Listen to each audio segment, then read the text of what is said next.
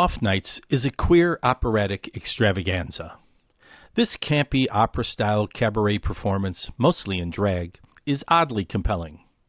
The unconventional storyline, comprised of 7 sexually ambiguous individuals, have the show living up to its tagline of a queer extravaganza. Thompson Street Opera Company is worth keeping an eye on. Their recent premiere production of Off Nights at the Sometimes Cafe at Bramble Arts Loft in Andersonville was a short run, just one weekend, but worth mentioning for the record. This is Reno Lovison, executive producer at ChicagoBroadcastingNetwork.com. As the title implies, the action is set in the off nights or weekdays of a popular drag club, where the second-string performers get a chance to strut their stuff, while the staff and patrons declare their love or at least attraction for each other. The dramatic cantata is expertly narrated by the pianist, played by Kingsley, an amused and mostly detached observer who does double duty as accompanist to the singers. Admittedly the elder of the crew, Day, dressed androgynously in black sequin pants and ruffled blouse while sporting a short blonde wig of dubious quality, is not only a very capable musician, but simultaneously sets each scene in a dryly humorous tone.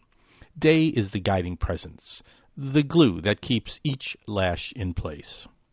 What makes this theatrical company worth note are the exceptional voices, beginning with soprano Katherine Petersen as Sarah Spangle, who provides the sweet opening number, Sometimes, in which she expresses her love for tenor bartender Bob, played by Pember, while adding the word sometimes to the end of each line of devotion.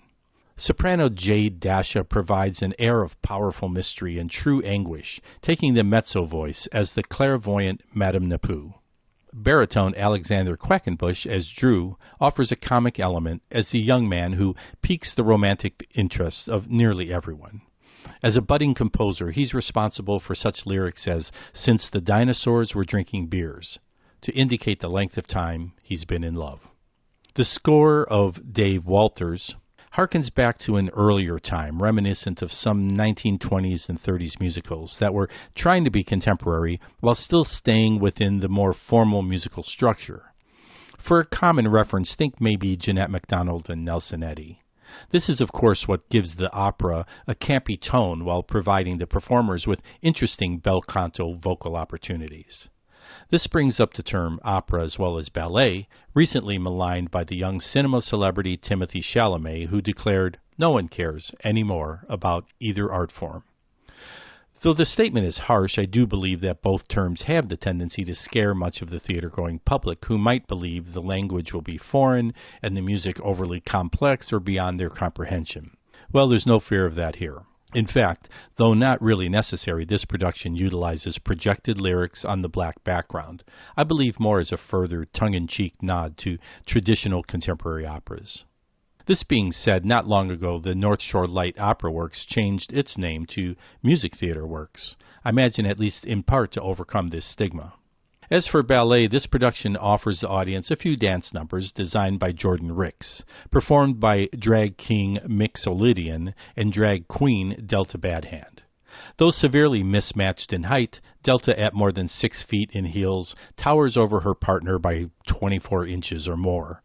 But the duo performs with unabashed sincerity, with Delta presenting an endearing, earnest vulnerability.